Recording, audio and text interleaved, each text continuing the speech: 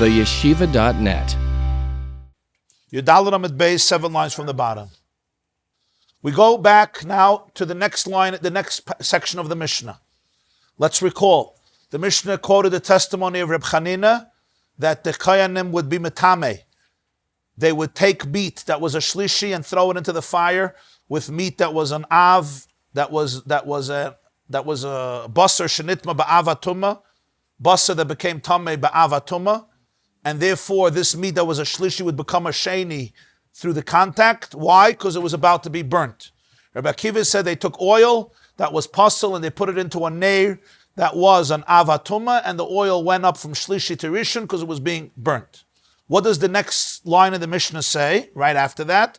Amar Reb Meir. Reb Meir says, "Midivreim labmadnu." From their words we learn shesorfen Terumah ta'irei matmeya b'Pesach. That on Pesach, Erev Pesach, you're allowed to burn Terumah, that's Chametz, what's pure, together with Terumah, that's Chametz, that's impure. Amar Rabbi Yossi, Eina hi amida. Rabbi Yossi says that's not true. You cannot learn it from their words. Wrong. I disagree with you. What did Reb Meir tell us? That from Reb Chanina, from their words, we learn a chiddush. It's Erev Pesach, and I have a lot of bread in my house, and it's all Chametz, and it's all Terumah, because I'm a kohen, and I didn't finish it before Pesach. The problem is, one challah is tameh, and another challah is tahir. I won't be able to eat the tahir one because it's time to burn the chametz. It's 11 o'clock in the morning. I don't have time. I don't have anybody to eat the challah. What am I supposed to do? I have to burn the chametz. So do I have to make 2 separate fires? No. Reb Meir said put them together in the same fire even though they're touching each other. And the Terumah Tahira is now coming in contact with the Terumah Tmeya and it's becoming Tameh. It's fine. That's what we learned from the previous testimonies. And Rabbi Yossi said wrong. Einei amida. Wrong. What would be the problem? The problem is you're not allowed to be metame truma, right? The Torah says you have to guard your truma, mishmeres trumoisai. You have to protect it from what? From impurity. And here you are actively, literally bringing these 2 pieces together. And it's not like you're going to be over on chametz. You can make a separate fire and burn the other truma there. You could make 2 separate fires. Yeah, you may be lacking wood. There may be a problem. You may not have the money for it. You may have a challenge. But maybe at least l'chatchila you should tell the person to do that.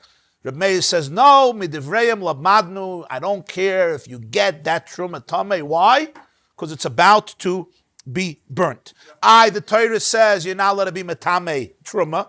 You're not allowed to be metame truma. But Reb Meir is telling us that what? That here there's an exception. Yeah? Can we solve this problem already?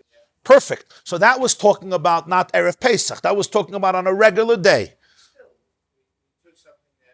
We took something that was pasul, and we made it tameh, right? We elevated the tumah. So Reb Meir says, from this I learn a new lesson. And that is that you could take truma that's tahir and make it tameh on Erev Pesach in the process of burning it. That's exactly what he's saying. He's deriving from this. But this case is a little different because now we're taking something that's truma that could be. So that's going to be the discussion now. So Reb Meir says that we learn it from the testimonies of Reb Chanina and Rabbi Akiva. Is that really logical? How did Reb Meir say that? Why did Rabbi Yossi disagree? What was going on here? That's the discussion right now in the Gemarah. We finished with the first 2 pieces, Reb Chanina and Rabbi Akiva. We now go to the third step. What would be Reb Meir's reason? Let's understand. Why would you allow to be metame truma? You're not allowed to be metame truma. The answer is because you're going to burn it. So if you're going to burn it anyway, so you're allowed to be metame the truma. But let's analyze that. What would be the logic of that? Perhaps you could say, like you said yesterday or 2 days ago, it's about to be burnt. If it's about to be burnt, it's like you're being metame something that doesn't exist. Or even though now it does exist, but in 10 minutes it won't exist. So it's like you treat it already as it was burnt. And there's no chance of adding somewhere else. Right, and there's no chance of spreading tumah or anything because it's about to be burnt. Which you're always concerned about. So it's almost like treating it as though it doesn't exist anymore. So you say the mitzvah doesn't apply here to guard the truma because there's nothing to guard. It's going to be burnt in a few minutes and you're already treating it like that now. Or you could say, on a more practical level, you could say, the reason you're not allowed to be metame truma, why would the Torah say you're not allowed to be metame truma? Is it just not to bring tumah into the world? Is that the reason? Right? Or the reason is maybe just very practical, and that is the Torah wants you to eat it. There's a mitzvah to eat it, and if you matame it, you're basically ruining the chances to do the mitzvah of eating. I mean the word mishmeres. Yeah, in other words, you should guard it in order to be able to eat it, right? You can guard things on Pesach. Right, not on Pesach. I'm saying b'chlal a whole year, According to this, if it's Chametz on Erev Pesach, you're anyway not going to be able to eat it, like you said. So if the whole point of not being metame it is that you should have a mitzvah to eat it, you anyway don't have a mitzvah to eat it. You have a mitzvah to burn it because it's Pesach, tashbisu. So therefore you'll say, who cares if it becomes tameh? What's the problem of it becoming tameh? You won't be able to eat it. Well, you're burning it anyway, so who cares? If you say the issur is you're not allowed to make it tameh, so you're not allowed to make it tameh, right? So who cares when? You're just not allowed to make it tameh. But if the issur is just, you're not allowed to make it tameh, so you should be able to eat it, here you're anyway not eating it, so who cares if you make it tameh? That would be very logical. Right. Now the question is, so if the only reason you're not allowed to make it tameh is because you're not going to be able to eat it, what if it's tameh already? Are you allowed to add tumah? If it's not being burnt, would Reb Chanina and Rabbi Akiva say regular truma, just make it more tameh? You might say they won't. Why? Because the more tameh it becomes, it could spread the tumah to other things and it will disqualify them from eating it. So I can understand why you shouldn't make it more tameh on a regular day, even though you can't eat it already now, because you can't eat this now. But if it becomes more tameh, right, it could make other truma more tameh and spread it more. Because sheni, shlishi, etc., right? If it's a sheni, it's lower. If it's a rishon, it could spread the tumah more. So that would make sense. But if you're burning it, you're not spreading the tumah, and you can't eat it anyway. That's why it would make sense where Reb Chanina and Reb Akiva said, who cares, make it tummy. The whole purpose is that you should be able to eat it, but you're anyway not eating it, and you're not spreading the tumah that other things you can't eat. It's going into the fire, so who cares? Who cares? So Erev Pesach is the same thing. Even though it's tar, but you can't eat it. You can't eat it. If you can't eat it, right? Just like tameh. You can't eat it, so I don't care if you make it more tameh. What's going to happen? You'll make it more tameh, and what's going to happen? It's being burnt. It's not like as a result of making it tameh, you're going to lose the mitzvah of eating it. It's tameh already, and you can't even spread it because it's being burnt. So here too, since it's Erev Pesach, right? So you're not going to be able to eat it anyway. So therefore, who cares if you make it tameh? What's the big deal? Actually, Erev Pesach, you leave it laying around, you'll be better, worse. Yeah, you're going to be over by your Rabbi Monsey. You're not allowed to have. You can't say that the mitzvah of guarding Terumah. You can't be over by your Rabbi Monsey. It's Terumah. Everything is asabano. It's Terumah. It's Chametz. Chametz is asabano. Yeah. You might even want to say, perhaps, even if there's a mitzvah atzmas that you're not allowed to be metamet Terumah outside of the issue of achila, but you might say what I said the first svara, since it's about to be burnt, so kol ha'imid lisrov kesarav dameh, it's like it's gone. So even if there's such a mitzvah, one way you could say is the whole reason you're not allowed to make it tameh is in order that you should be able to eat it. In this case, you anyway can't eat it because it's Pesach, so make it tameh. Or even if you want to say that the mitzvah of not making it tameh is essential, you're not allowed to bring tumah into truma because it's a holy thing, but perhaps if it's about to be burnt, so that mitzvah doesn't apply because it's not considered a chayfetz, that's chashav, that's significant, because it's about to be gone. So this would be the logic of Reb Meir that would make sense why you would think that you could be metamet truma at this point of the game. Why? It's something that you can't eat anyway. It's something that's about to be burnt. There's different considerations, 2 layers that we could explain why you should allow to eat, why you should allow to make truma tahira tameh in the fire Erev Pesach. If it wasn't Pesach, he would never say this, because why would you make it tameh? It's part of the truma. First of all, why are you burning it? Second of all, why are you making it tameh? Both things, Yeah, I was asking if there's a case besides Pesach. It got moldy, it's unedible. Right. Oh, very good. Oh, fine. It's garbage. Yeah. So what would be the halacha then? It would be similar. If you anyway can't eat it, so then maybe you could be at matame. But then I could say, but then maybe the rabbis would be cautious. You know why? Because if it's not burnt, if it's around, then the tumah can spread to other truma. Like if tahir truma touches this, it could become tameh. But if it's being burned, then there's no chashash at all.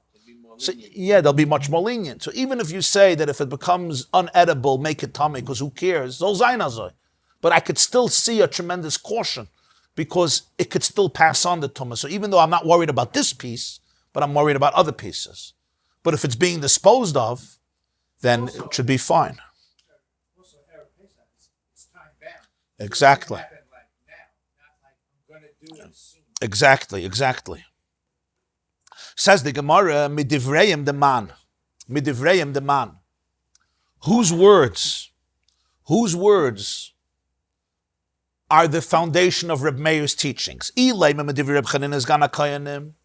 If you say it's from Reb Chanina, mi dummy, how could you compare it? Hasam tameh v'tameh, hachatar v'tameh. Over there, the two pieces were tameh already. He just bumped up the tumah. Here, the terumah is tahir. That's what you asked, Reb Reuven. You can't compare it. There, it was tameh. He bumps up the tumah a little bit, and it's about to be burnt. Got it. Here, it's also about to be burnt, but he's doing something much more. Right? He's making it tameh lechatchila. It's tahir v'tameh. So could you really learn this heter from Reb Chanina's Gana Kayanim? It's not fair. It's not fair. You'll say, you're not ruining the mitzvah of eating it anyway. Who cares? Because it's Erev Pesach, right? And you have to burn it. So who cares? Who cares? Okay, fine. It's a svara. But you can't, maybe you're right, but maybe you're wrong. Maybe there is a problem in taking truma that's tahir and mamish making it tameh. You're right. You can't eat it. You're true. You're right. You're going to burn it. You're right. There's svaras to say that I don't care, but maybe I do care. Maybe you're not going to be metame truma tahira, even if it's just going to be around for a few minutes, and even if you anyway are not going to be eating this piece. Maybe. So you can't learn it from Reb Chanina.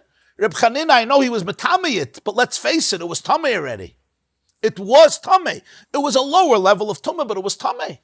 So you can't compare it. You can't compare it.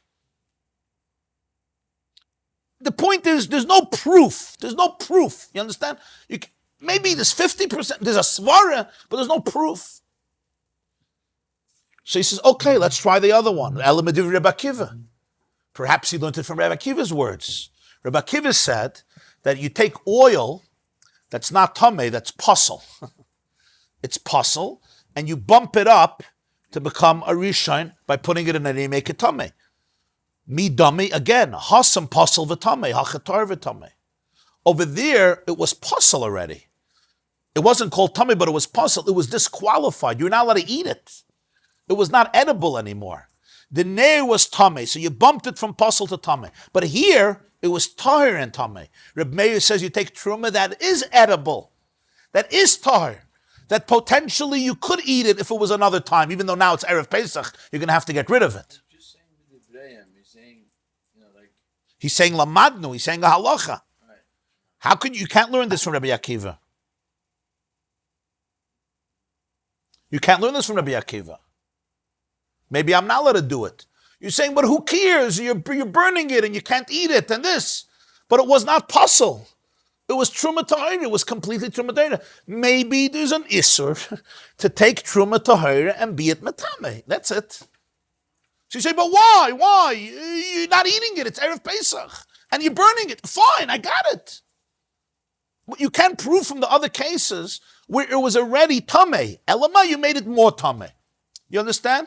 There was a chefza. The chefza was tameh. It was not mishmar. It was not guarded anymore. You want to protect, but you didn't protect it. It's tameh, tough luck, puzzle. But here it's not. Here it's really a good piece of truma. True, you're not allowed to eat it.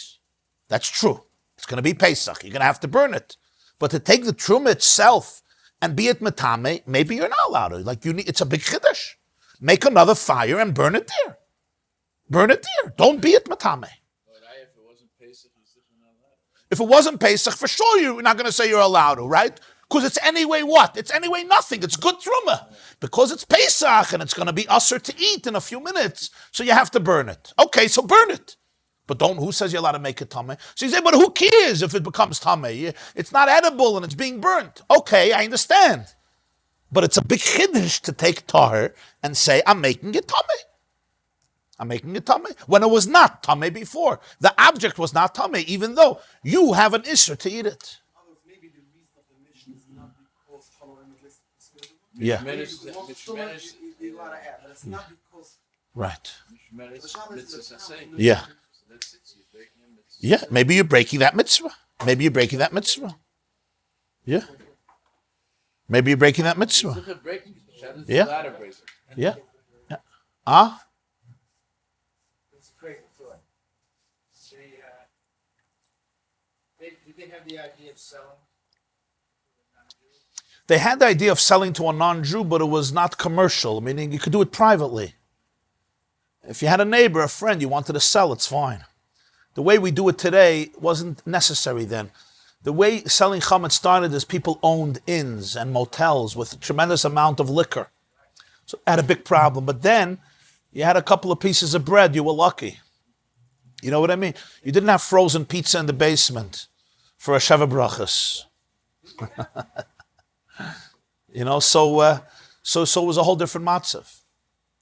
So that's what we're left with. Now, here's an interesting ha'ara you can add, and that is, when do we burn chametz? Tosfos makes this point. B'nai Torah, you have to burn chametz the beginning of the 7th hour. Let's call that 12 o'clock. The rabbis did it an hour earlier, right? You have to burn it already 11 o'clock. And you have to stop eating it an hour before, 10 o'clock. So you're burning it in the beginning of the 6th hour, not in the beginning of the 7th hour. Now, B'nai Torah, you can eat chametz till 12. You can eat 11:59 also. The rabbi said you're not allowed to eat much earlier. So when you're burning this truma tahira, actually min ha-Torah, it's edible. So that really makes the problem much more serious. And that's why you can't learn it from Reb Chanina and Reb Akiva. Reb Akiva is talking about oil that min ha-Torah you're not allowed to eat.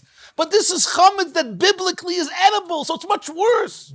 It's not just, it's tar, and who let you make it tameh? It's not like Rabbi Akiva, it's worse. At least if it was 12 o'clock, it's taka forbidden to eat, it's not edible. So then you could taka say, you're not doing anything, you're not ruining it, because you can't eat it anyway and you have to burn it. But 11 o'clock, you're actually allowed to eat it min ha-Torah. So from the Torah's perspective, you're taking good truma, just like after Pesach, you're not allowed to do it. 11 o'clock, you're taking good truma and you're destroying it and making it tameh for no reason. You want to burn it, but burn it in a regular fire. You can't make it tameh. She said, but Rabbi Akiva said you're allowed to. Rabbi Akiva was talking about something that's pasul min ha-Torah. Min ha-Torah, it's not edible. Here, min ha-Torah, it is edible because it's only 11 o'clock. So you could say this svara, but it's about to be burnt, right? But if you say the reason that you're not allowed to, that you're allowed to make it tameh is because you're not ruining the mitzvah of eating it because you're not allowed to eat it anyway. In this case, B'nai Torah, you are allowed to eat it. So that's why it's very different Rabbi Akiva. That's the problem. So the Gemarah says, Neima, we have to say perhaps, because Reb Meir holds, Masnisin ba'av hatumah d'oraisa, uvlad hatumah d'Rabbanan. The Medairaisa Torah Ma'alya. Reb Meir probably had to learn. Reb Chanina was talking about a unique case. One piece of meat was tameh from an av hatumah. It was an av hatumah d'oraisa. Let's say a dead mouse fell on it, so the food, the basars are rishon. The other piece of meat that became tameh through a vlad hatumah d'Rabbanan, which means it touched a sheni that was only rabbinic. So it's a shlishi only midirabbanan, not min ha-Torah. An example would be, you had liquid that was tameh, right, as rishon. The liquid went into a keli. The keli is a sheni only rabbinically, because biblically a keli can't be a sheni. And you put a carbon into that keli. This carbon min ha-Torah is perfectly pure. Only midirabbanan it's tameh. That's why he says, vlad hatumah dirabbanan. It got tameh from a vlad hatumah, from a sheni of the Rabbanon. In other words, and since it's kosher, it became The basar became a shlishi midrabanan. Yeah. So it became tummy from a sheni derabanan, and it became a shlishi. So midaraisa tahir ma'alya. Minatayra, it's completely tahir. So what did Reb Chanina say? You're allowed to burn it. Let's think about this. Minatayra, it's pure. It's pure, right? And yet, you're allowed to burn it. Why? You can't eat it. Why can't you eat it? Only midirabanan you can't eat it. Minatayra, you can eat the basar.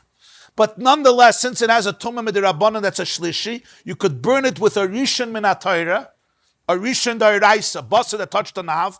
Are you being moisif on the tumah? What are you being moisif on the tumah?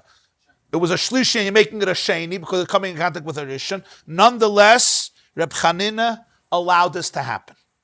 That's perhaps how Reb Meir understood the Mishnah. Umay midivrayim. What does he mean midivrayim? Midivrei Reb Chanina is gana koyana. From the words of Reb Chanina, that what? That you're allowed to burn meat that's tamei midirabanan with basar that's tamei minatayra. I have now an example for what we need. I have terumah. The terumah is tahir. Not only is the terumah tahir, the terumah minatayra doesn't have to be burnt yet, and it could be eaten. Just like the basar, that was a shlishi only midirabanan. Nonetheless, even though it was a shlishi only midirabanan, you're allowed to bump it up and make it more tamei. Yeah, you're going to make it a sheni by touching on minatayra, and I don't mind. Why? The answer is because it's unedible midirabanan, right? And it's about to be burnt. So here too, I would say the same thing. When you're bumping it up with the Rabbanan also. Oh, so are you bumping it up midirabanan or you're bumping it up minatayra? Right? So that depends on what we learned before, if oichel matame oichel or ein oichel matame oichel, right? If you say that ein oichel matame oichel by chulin and even by terumah, which were many shittas, there is a shitta that oichel matame oichel by terumah and kachim, right? But most shittas is ein oichel matame oichel by chulin and even by terumah, perhaps by kachim. The shitta even kachim not. We learned 3 shittas before, but this is terumah. So if ein oichel matame oichel, so then when the terumah tahira touches the terumah tmeya, it's only a derabanan dikatuma, right? It's only a derabanan dikatuma. And Reb Chanina is gana kohen, and we learned could be talking about also ein oichel matame oichel, so it's only a derabanan dikatuma. So that would make more sense that the rabbis who made the tumah derabanan allowed the tumah to be bumped up to another tumah derabanan. And the Chametz, which is not edible midirabanan, they allowed you to be metame with Terumah Meya midirabanan. That's how Rashi learns it. That would be Reb Meir's mahalach. Rabbi Yossi would disagree. Why is it over there to Because if you say ein oichel metame oichel, so then oichel touches oichel, it's not metame it. Right? Rabbi Yossi would disagree. Rabbi Yossi would say that a shlishi in terumah is taka pasul. It's not tameh, but it's not just an isur. It's a psul. It's a tumah. So you can't compare it. In other words, chametz, it may not be edible midirabanan, but it's still pure. So maybe Rabbi Yossi says you can't compare it. So there's 2 ways of looking at it.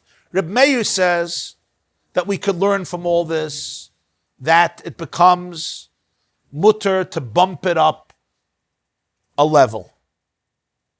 Terumah, the same thing on Erev Pesach. Rabbi Yossi says perhaps not. So this is one way of learning how we understand Reb Meir's shitter, Reb Meir's perspective. Okay. Then the Gemarah goes into a whole other different explanation, Rish Lakish's explanation how to understand Reb Meir in a completely different way. Because this is difficult to interpret it somewhat. This is difficult, that it was all talking about a derabanan. That's how you have to say it. So the Gemarah is going to give the perspective of Rish Lakish, which is going to be a different perspective. Okay. So Reb Meir taught us in the Mishnah. His words were Midivreim Lamadnu and Afidal Ramal. From their words we learned that you're allowed to burn Terumah Tahira with Terumah Tmei on Erev Pesach when you're burning the Chametz, even though you're throwing it into the same fire pit or the same bonfire or the same fire, and the Tameh is going to become is going to come in contact with the Torah and is going to purify it, you're allowed to. Right? He said, "Midivrayim lamadnu." We learned it from their words. So the Gemarah wanted to know which words. Can we learn it from Reb Chanina? Maybe, because Reb Chanina says that you're allowed to bump up meat that was a shlishi to meat that was a rishon and burn it together. So maybe here too. Since over there with Terumah, what's the Havana? Terumah that was a shlishi, you're allowed to bump it up to a rishon. And you may explain why. Because you anyway can't eat it anymore. You anyway can't do the mitzvah anymore. It's a shlishi. So I don't care if you moisef tumah, right? I don't care if you moisef tumah. So maybe that's where Reb Meir learned it from. But the Gemarah challenged that because over there was tamei already. So you can't compare it to our case. Can't eat it because of Pesach.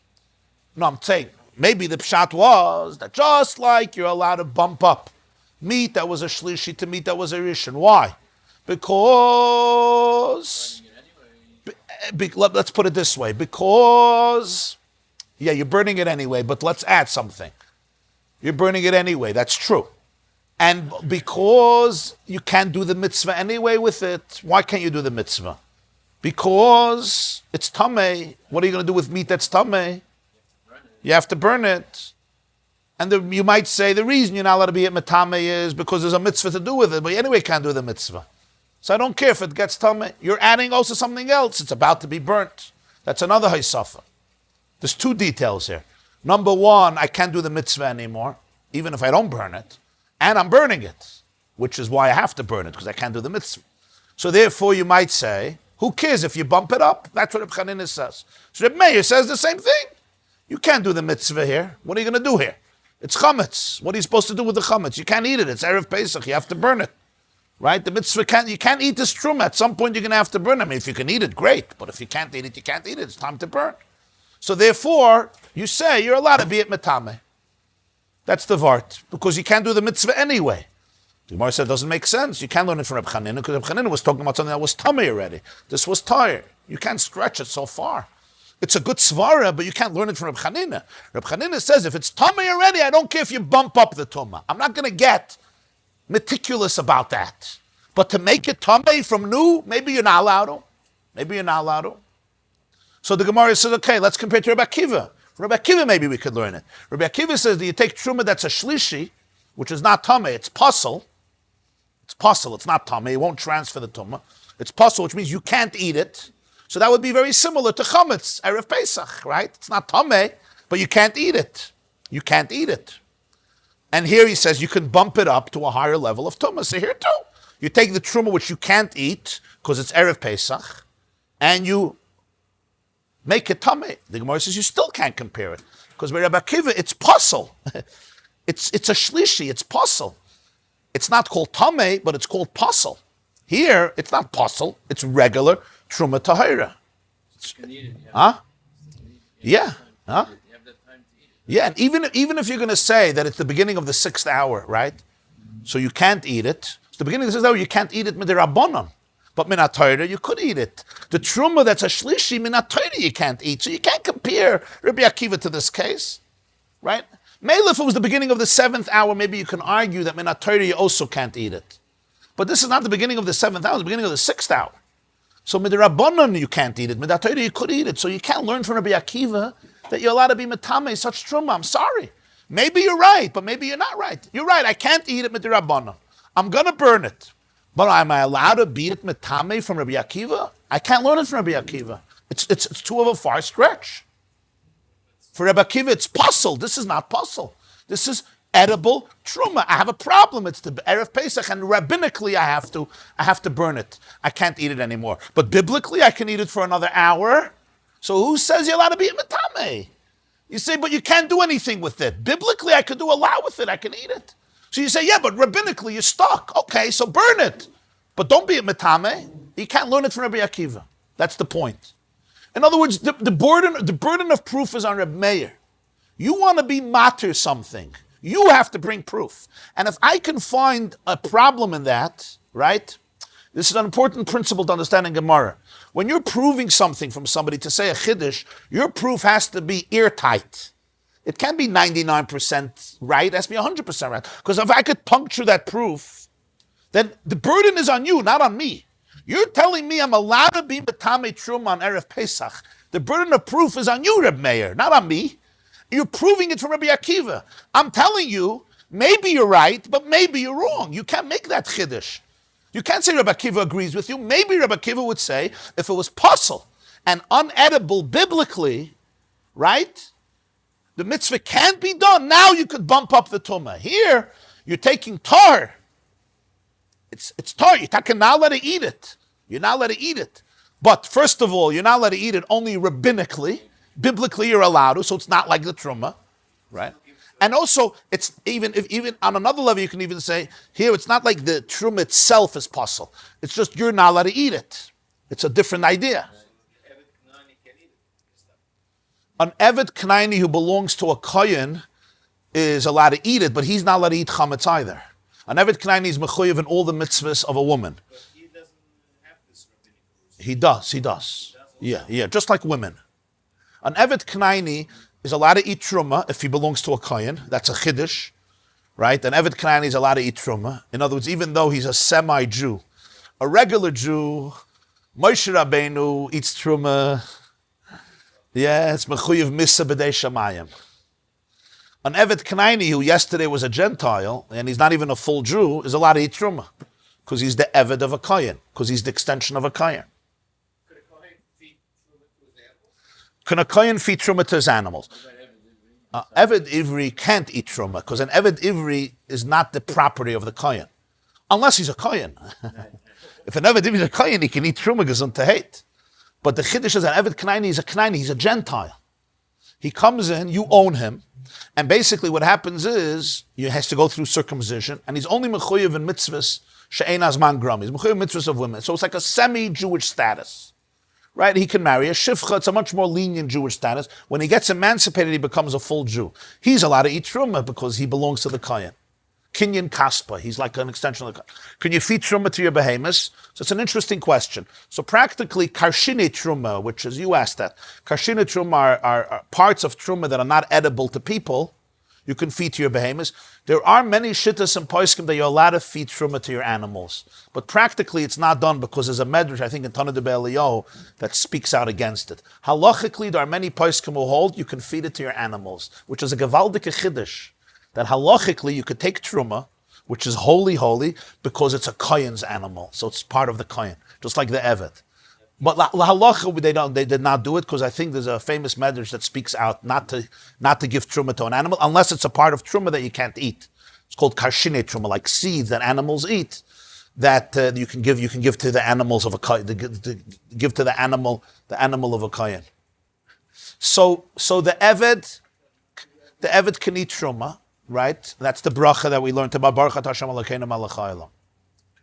So the bottom line is Reb Meir has a burden of proof that you're allowed to be Matame Terumah, and it can't be Rabbi Shmuel, and it can't be Reb Chanina, and it can't be Reb Akiva. So the Gemarah finally says you have to say Reb Meir understood Reb Chanina that it got Tameh with a Tumah d'Rabbanan, meaning the Shlishi was not a D'Oraisa, the Shlishi was a D'Rabbanan. The meat touched a Keli that was a Sheni, because the Keli touched Mashkin, and that meat became a shlishi, so it's only tamei midirabbanan. So minatayr, it's actually tahor. So when you're bumping it up from something that's midirabbanan to something that was tamei minatayr, anava tumah derais, or dirabbanan, but even minatayr. That's what's happening. That's what he has to say, which is a chiddush to say it in the Mishnah that it was a vlad hatumah dirabbanan. But if it was a dirabbanan, then things could make much more sense. Why? Because then it's like the Chametz. The Chametz, the beginning of the 6th hour, you're not allowed to eat midirabbanan. Just like the meat of the carbon, you're not allowed to eat midirabbanan. Minatayr was also edible. And yet you're making it tamei. But minatayr was edible, so it's mamash like the Chametz. On the 6th hour, I'm still allowed to eat the Terumah. And yet I'm making it tamei. Just like the carbon, minatayr, I'm allowed to eat it, so it's not tamei. Midirabbanan, it's tamei, and yet he allows me to bump up the tumah midirabbanan to a much higher level, right? The same thing here. Midirabbanan, I'm not allowed to eat it. Minatayr, I'm allowed to eat it. So even though it's not tamei, the truma is not tamei. The truma is tahar, right? The truma is not tamei, but in the sense that I'm not allowed to eat it, it's the same thing. I can't eat it anymore. There's nothing I can do with it. So since there's nothing I can do with it, so he says, just like Reb Chanina says, that since this basa, you can't eat it midirabbanan, and therefore I don't care if you metame it, even though you're bumping up the tumah. Here too, I can't eat it midirabbanan, and therefore I don't care if you're metame it. Rashi even adds that if you say ein oichel metame oichel midoiraisa, so actually it becomes tame only midirabbanan. Right? If you say ein oichel metame oichel bekotchem, which the Gemarah brought different shittas if oichel is metame oichel, so then Reb Chanina is only talking about dirabbanan, becomes tame only midirabbanan, and the Terumah also becomes tame only midirabbanan. So you're not allowed to eat it midirabbanan, and you're metame it midirabbanan, because when the oichel touches oichel, it only gets tame midirabbanan. The question is how that works with Terumah. If ein oichel metame oichel, so there was a shitta. Sorry. Sure. Medivri Reb Chanina, right? Yeah. So, according to this, what does Reb Meir mean Medivreim? He means from Reb Chanina's Gana Koyanim, right? Medivreim from Reb Chanina's Gana Koyanim. My Medivreim, the Reb Meir, Medivri Reb Chanina. Let's see Rashi. The top of Tesvav. The Terumah Tahira B'Shei Shoyas, Damya Lahu Dishlishi. The Terumah Tahira in 6 hours, the beginning of 6 hours, is like the meat of the shlishi, the tahar da'iraisa v'tamei d'rabbanan. It was only tamei d'rabbanan. V'hanami shayim d'iraisa at chilas sheva v'asirim d'rabbanan. Just like the chametz. For another hour, it's mutter because you're allowed to eat it. So the Terumah Tahira, 11 o'clock in the morning, Erev Pesach, is just like the meat of the shlishi. The meat of the shlishi min Tahira you can eat. The Terumah Tahira, 11 o'clock you can eat. They're both you can eat. And what did Reb Chanina say you're allowed to do with that basar? Bump it up, throw it in the fire. Why? Because midirabbanan you can't eat it. I know minat Torah you can, with the rabbis say you can't eat it. So once I can't eat it, so there's nothing I can do. I can't do the mitzvah anyway. I don't care if you metame it. How are you being metame it? I know, but there's nothing to guard because I can't eat it. Same with the chametz. You say, how are you being a metame it? I can't eat it. It's 11 o'clock. Minat Torah, midirabbanan I can't eat it. Be a metame. Well, be metame Terumah. I'm being metame Terumah that I can't eat. I can't do the mitzvah, sorry. I mean, I tell you can eat, I know, but I have to follow the Rabbanon. Is it the only mechanism in order to burn, it has to be done? Right. That's the only mechanism Right. you have. So you can't just stop burning. Right. In order to burn it, it has to be tameh. Because I'm not allowed to be ma'abed something, because the Torah says I could do a mitzvah with it. Otherwise, it's The Torah says you have to guard Terumah, you have to protect Terumah. Mishmeres Terumah. So that means, as the Chazal explained, you have to guard it from Tumah. So this explanation is why. Why? There's a reason for it. The reason is not to lose the mitzvah that the Torah gave a mitzvah to eat it. There's a mitzvah to eat Terumah. And if I make it Tameh or I let it get Tameh, I am destroying that mitzvah. But here I'm not. It's Erev Pesach. I can't. Just like with the Shlishi, I can't. That's the comparison. That's what Rashi is saying. That's the comparison. And Rashi continues. V'kiven dashmina Reb Chanina de metaminan tumah de rabbanon betumah de iraisa. De metamale med rabbanon oichel es oichel. And so Reb Chanina says you're allowed to. You could take the tumah de rabbanon, the shlishi, and be it metame with the first meat, which was a rishon, because it touched an av. It was tameh de iraisa. And now this tumah is going to travel to the meat, and the meat is going to become a rishon, because the basar, the meat is going to become a sheni. I'm sorry, because the basar touched the person who touched the mace. So the basar is a rishon, right? And when this basar is going to touch this basar, it's going to be elevated to a sheni, right? The metamale midirabbanan oichel es oichel, because at least rabbinically, food can impurify food, always, midirabbanan. Metamina nami truma ta'oira da asira midirabbanan, bitume de truma tmeya. Doiraisa. I could take truma tahira that is asur to eat only midirabbanan and be it metame by contacting it with tumah of the truma that's tameh midoiraisa. Because I can't eat it anymore. And Rashi adds one more detail: the la metamya la ela midirabbanan dein oichel metame oichel ela midirabbanan. And remember, he allows this, Rashi says, because the tumah is only midirabbanan. Because food that touches other food, minat Torah, is not tameh. So it's only a rabbinic tumah. So Rashi is saying like this. If it would be tummy minat Torah, you would have a problem because the Torah doesn't believe you're not allowed to eat it.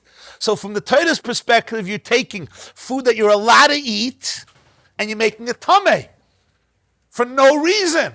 But since the rabbis say you're not allowed to eat it, so the same rabbis say it's tummy, but they also say you're not allowed to eat it, so it works. The shlishi becomes tamei from the risha, but it's only rabbinically, so it's good. Because for the rabbis, you're not allowed to eat it. And the same is true with the truma. When the truma touches the other truma, ain't oichel matame oichel. So mele it's going to be tamei only with the rabbanon. So mele it's fine. That's how Rashi understands the Gemarah. So this is the vart of Reb Meir. This is the vart of Reb Meir. This is a chiddush of Rashi here. Rashi adds this chiddush. And yet, Rabbi Yossi disagrees with Reb Meir. Rabbi Yossi says, you're not allowed to do this. He reads Rabbi Akiva, he reads Reb Chanina's Gana Koyanim, and he still says, you're not allowed to do it. What's Rabbi Yossi's shitta? Rabbi Yossi, loy kachi amide, wrong. You can't learn it from Rabbi Akiva and Reb Chanina. Rabbi Yossi still disagrees. He doesn't agree with Reb Meir. He says in the Mishnah, Reb Meir is wrong. Right? He says in the Mishnah, those are his words.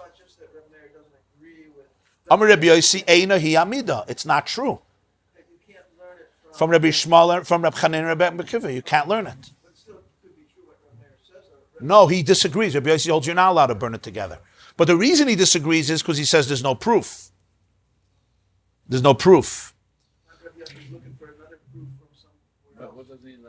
What doesn't he like about Reb Meir? He believes that pasal and asur are two separate things. Not eating Chametz Erev Pesach is not the same thing like Terumah that's pasal. Because even though it's pasal and it's not tameh, but it's a form of tumah, it's already tameh. It's a weak tumah, it can't travel, but it's already tameh. It's contaminated food. It's contaminated. The chametz is not contaminated. The chametz, I'm not allowed to eat. It's a very interesting insight. I'm not allowed to eat it, but the chametz is good chametz. It's tahira. Pasal, it's not tameh, but it's pasal. It's disqualified. There's like an infection in it, so to speak. There's an infection in it. Yeah, you're right. In both cases, I can't eat it, but it's different. Here, I can't eat it because I'm not allowed to eat chametz now. But the truma on its own is good truma, kosher truma. After Pesach would be beautiful truma. Before Pesach would be beautiful truma. Here, the truma itself. So he says there's still no proof. Maybe that you're allowed to bring up to truma because it's already tameh. You understand? But here it's not tameh at all. It's just I can't eat it. So maybe there's a stringency. So you say, but if you can't eat it, who cares if you make it tameh? You can't eat it anyway. No. Maybe there's an isser to make it tameh even if you can't eat it. Unless it's tameh already. If it's tummy already, I say, okay, it's tummy already, bump it up, right? And maybe you can add the fact that it's being burnt anyway. You know, maybe in a good day I wouldn't. But here it's not being burnt anyway, but it's not tummy. Who says I'm allowed? But you say, but you can't eat it anyway. Okay, but don't bring proof from Rabbi Akiva. Rabbi Yossi says, I disagree with you. Isur and pasal is not the same thing. Isur means I'm not allowed to eat it. Pasal means it's pasal, it's tummy. He has to make a separate fire. You have to make a separate fire. Is there any other differences besides eating it? No, Rabbi Yossi holds that the isra to be at metame is independent of the fact that you can't do the mitzvah with it. Even though you can't do the mitzvah with it, you still can't be at metame. At least with the rabbanon, maybe. Maybe he holds ben atayri, you could do, but at least with the rabbanon, you can't just say I could be at metame. But there's nothing to do with it. So fine. So there's nothing to do with it. I'm sorry. Don't do anything. Burn it. Right. Yeah. You're going to burn it. You're allowed to burn it because it's chametz. You're not going to say that the mitzvah to eat truma is doiche isur chametz. That not. You're not allowed to eat chametz on Pesach. Right? That not. So you have to burn it. I get it. But it doesn't give you room to be at metame and don't learn from Rabbi Akiva. Rabbi Akiva did do it. Fine. But Rabbi Akiva had an extra level that you don't have. It's called pasal. That's the machlokes. That's where Rabbi Yossi completely disagrees with him, and therefore he says you're not allowed to be metame the truma because it's a gather of isur. It's not a gather of pasal.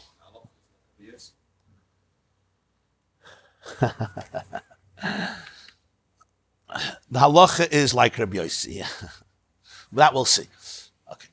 Now another interesting thing I just want to be mayor is Reb Meir says, midivreihem lamadnu, right? Midivreihem lamadnu. The Gemara says, my midivreihem, midivrei Reb Chanina Sgan HaKoyanim. Is it both together, or is it just one? It says midivreihem. So does he need Rabbi Akiva also, or only Reb Chanina Sgan HaKoyanim? Right? L'chayre, he learned it from Reb Chanina Sgan HaKoyanim. Reb Chanina Sgan HaKoyanim said that what? That basar, that's a shlishi midirabanan, you could bump up to a sheni by touching, right, the basar shenitma ba'av, right? That's what he said. That was Rabbi Yochanan's vart. The basar shenitma bevlad hatuma is a shlishi, and you're moisef tuma al tumasai. So what do we need, Rabbi Akiva? He says midivreihem. We need the Isaf of Rabbi Akiva. Why do we need the Isaf of Rabbi Akiva? I understand the Isaf. So what's the Isaf? Right. So l'cha'oida, the vart is that according to Reb Chanina, you're right. You could bump it up, and it's only inedible. How do you say inedible or unedible? Inedible midirabanan. You're right, but it's tamei midirabanan. So it's a much higher level of tumah. It's tamei. The chametz amnala the itake, but it's not tamei. So perhaps he needed to be Akiva to say that even if it's not tamei, it's only puzzle. It's only puzzle. You could still bring it up, right? It's only puzzle. Right. Perhaps puzzle and isur could be much more compared to each other, right? Because puzzle means you're not allowed to eat it. Tamei means not only you're not allowed to eat it. Tamei means it's giving tumah to others. Chametz doesn't give tumah. Chametz is chametz. Puzzle is much more like chametz. Puzzle means you're not allowed to eat it. You could still argue, which is Rabbi Yossi's argument. Puzzle, you're right, you're not allowed to eat it, but it means that the cheftza is disqualified. That's my point. Right, exactly. Well, no. Pesach. In other words, what do we need Rabbi Akiva for? From Reb Chanina, I would just say that if it's tamei, I can make it more tamei. Right? Even though it's only tamei midirabanan, you're right. It's only tamei midirabanan. Minatayr, it's fine. But since it's tamei midirabanan, I don't care if you make it more tamei. And as Rashi says, you're making it more tamei only midirabanan because it's oichel metamei oichel. But chametz is a different gather. It's not tamei. It's just I can't eat it. But what does Rabbi Akiva tell us? That even something that's pasul, I could make tamei. What does that mean? That something that you're not allowed to eat, you're allowed to be metamei. So that teaches me that something that I'm not allowed to eat and I can't do the mitzvah, I'm allowed to be metamei. That's the chiddush of Rabbi Akiva. So now it works well for chametz. That even though it's only medirabanan, so for that detail I have Reb Chanina, and for the detail that I'm not allowed to eat it, I have Reb Akiva. And from both together, I learned that I can be metama the chametz. You understand? Reb Chanina I need to tell me that it's dirabanan, that even a rabbinic prohibition and minat I could eat it, I could still make it worse. Reb Akiva I need you to tell me that if I can't eat it, it means I'm allowed to be at metame. Because that's what Reb Akiva does. He takes oil that's not tamei, it's puzzle, and he says you're allowed to make it tamei. So from the two together, I have my yesod. That's midivreihem. L'chayra. My midivreihem did Reb Meir. When Reb Meir said midivreihem, what did he mean? He meant Reb Chanina. Yeah. In other words, for Reb Chanina itself, I would say you're allowed to be metame the meat because it's already tamei, at least midirabanan. But if there would be only an isur, right, and not tumah, you wouldn't be able to be at metame. You can't eat it. Okay, fine. So don't eat it, but you can't be at metame. But from Rabbi Akiva, I learned that what? That even if it's not tamei, I could. In other words, the heter is not because it's tamei, but because you can't do the mitzvah anymore. Because what does pasul mean? Pasul means you can't do the mitzvah. I'm so sorry. It's not tamei. It's not going to bring tumah to anything. It's pasul. But you can't do the mitzvah anymore. It's shemen shenifsal b'tvul yoim. So because I can't do the mitzvah, like Rabbi Akiva says it's pasul, nonetheless, I could make a tamei. So oibazoi, something that's not pasul, but it's asur, it's similar to pasul. What does asur mean? Asur means it's not tamei, but I just can't eat it, like chametz. So when Reb Chanina said you could be moisef tumah on karbonis that are tamei midirabanan, right? It's because he holds that something that's tamei, that's not good midirabanan, means it's something that's not roy for the mitzvah. That's why you could be it metame. He holds that something that's tamei midirabanan, right? Even if it's dirabanan, right? You could still be it metame and bump it up because it's not roy for the mitzvah. From Rabbi Akiva, we learned that even if it's not tamei, it's just asur. It's not roy for the mitzvah, and if it's not roy for the mitzvah, you could be it metame. So together we have the idea. Reb Meir saying a little bit more because he's saying tahor to you can make something tahor. Right. He's really saying something a little bit more. Right. So we want to say that Isser and Pasul are the same levels. So we have two details here. Without Reb Chanina, we wouldn't know that you could do it with rabbinics. In other words, Rabbi Akiva is talking about oil that's Pasul min HaTorah. So you can say it's Pasul min HaTorah, that means it's really not roy for the mitzvah. If it's not roy for the mitzvah, it's like garbage. So if it's like garbage, be it metame. I mean, I don't mean it's like garbage. It's not garbage. It's Terumah, but it be metame, right? But it's min HaTorah. Reb Chanina says no. Even with min HaTorah, it's perfect. But because midirabanan, it's not roy for the mitzvah. Yeah? So the rabbis will allow you to be at metame. So that's Yesod number one. But only Reb Chanina would tell me, okay, but that's because it's tamei, so you're making it more tamei. But how do I know if it's not tamei? So this is what I learned from Rabbi Akiva, that even something that's not tamei, something that's not tamei, it's like the Chametz, you could still be it metame. But that's only something that's min HaTorah. That's why I need Reb Chanina. The combination of both gives me the conclusion, midivreihem, that when I have Terumah, that's not edible only midirabanan, because it's the 6th hour, it's 11 o'clock. And it's usur that I'm not allowed to eat it midirabanan, and it's tar. I could make it tamei. And as Rashi says, you're only making it tamei midirabanan. Because ein oichel metame oichel.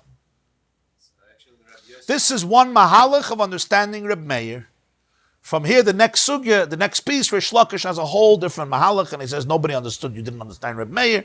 You misunderstand Reb Meir, and he takes Reb Meir into a whole different angle. So Rabbi Yossi doesn't disagree with Chanina?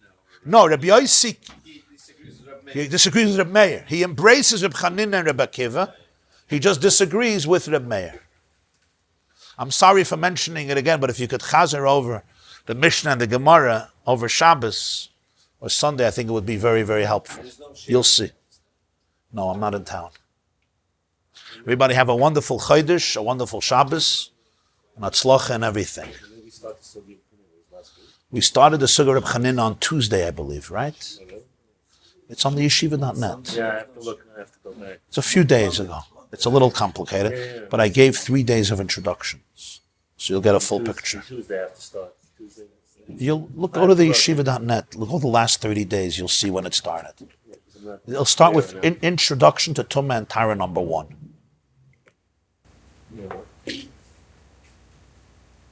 So yeah, the fear of this Tumah Hashem Dissipated. You see, there's a rhythm. Right, now I gotta test it out with a shtickle Gemarah and Beit or somebody. No, there's a rhythm. People, I told you, when it's taught the first time, it's not done in a structured way. It's pure chaos. So the kid, it's usually when they're 9 years old learning Mishnayos. Yeah. You know what I mean? Yeah. Just saying, there's only 3 things. There's the source of Tumah, there's the recipient of Tumah, there's how they come in contact. Is already, you've covered the whole picture. Yeah. Even just saying, only 4 things could be Tameh. A person, utensils or clothes, food and drinks. That's it. Nothing else. It's not like it's food, drinks, a person, a You kelim. gotta break it down. Break it down. His chalkus. His chalkus makes bitter. Someone has too much power, they get scared away. They get scared. Everybody. Complicated. But it's not. It's intricate and it's complex. But it's not. It's like in the other Gemarah, basically, in a certain sense. There's a lot of details, but it's details. The problem is not that people don't know the details, is that they get lost from the picture. When you have the picture, so fine, this detail I have to learn, this detail I have to learn. But there's a picture, there's a rhythm, there's a system.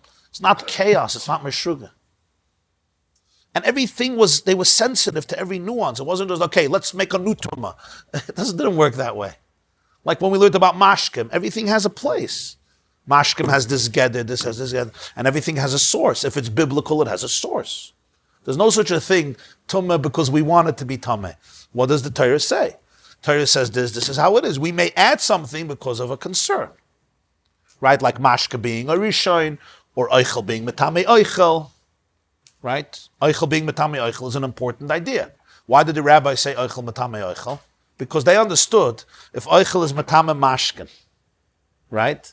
And eichel is not going to be metame eichel, you're going to let eichel tame stick around. And what if the other eichel has a little mashkin on it? Your cholent has a little water on it. What happens? It's tame. The whole thing is tame. So by saying eichel metame eichel, they created a gevaldik offense for tumah. Right? If you would say ein eichel metame eichel, so if I have a chicken that's tame, I'll just leave it around. Because if there's a salad, who cares? The salad is not becoming tame, but the salad is wet. So all these things, right? So now the salad, they said the salad, even if it's not wet, is tame. Why? Because eichel is matame eichel. So that way you're going to make sure that the salad doesn't get close to the chicken. V'chuli v'chuli.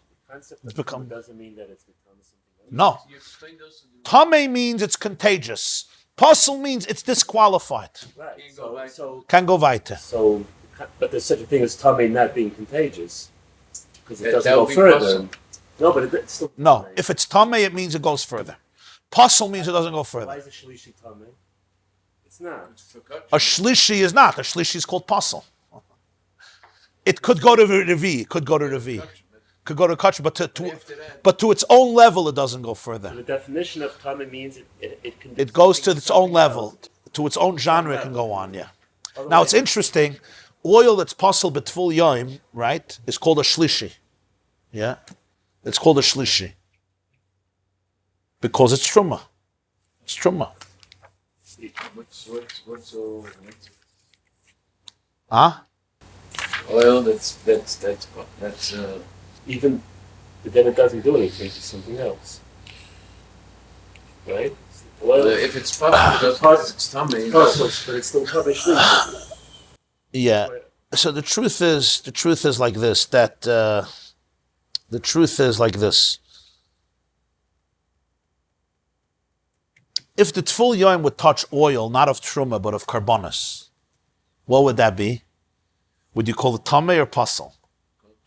L'chari would call it tameh because it could still make a revi, right? The tful yom made it shlishi, and in kodesh and karbonis shlishi is called tameh because it makes a revi. Right. Only in truma is it called pasul. So in Maseches Soita there's a machlokes about that, and Reb Meir holds that.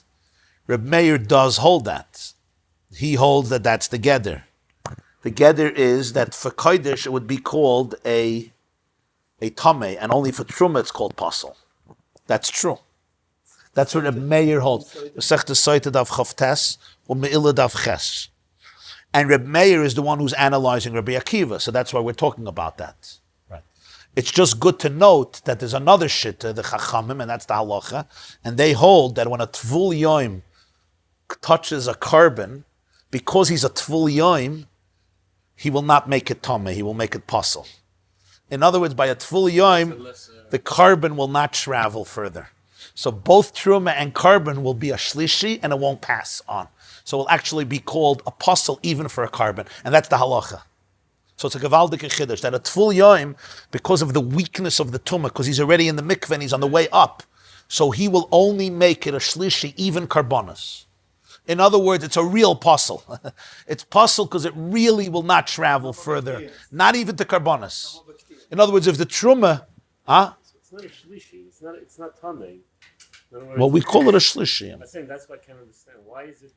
It's not, So if this kodesh becomes pasul from the tvul yom and it touches another carbon, it won't go.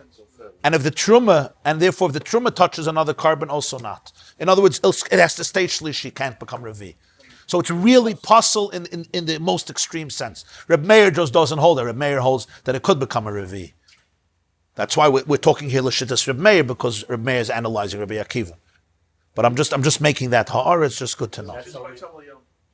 Just by tful yom, there's a unique leniency according to the Chachamim, because he just has to wait. because it's a different type of tumah.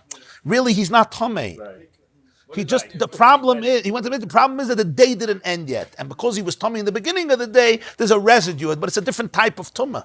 We call it a sheni, but it's really much less than a sheni. And where do we see the nafkamina? We see it by liquids. When a tful yom touches liquid, it doesn't become a rishon. Usually when a sheni touches liquid, it becomes a rishon. If I ate tamadika food, I'm a sheni. I touch liquid, it becomes a rishon. If my hands are tameh, because I didn't do netilas yadayim today, right? Or I did, but I didn't protect my hands, and 6 hours later I touch food, yeah? I touch mashkin, that mashkin becomes a rishon, because my hand is a sheni. But if a tful yom and I touch mashkin, nothing happens. Unless it's truma. But even if it's truma, it becomes a shlishi, not a rishon. Right, like the oil.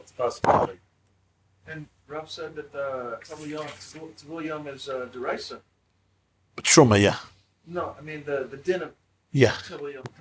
We learn it from a woman who gives birth. Oh, right.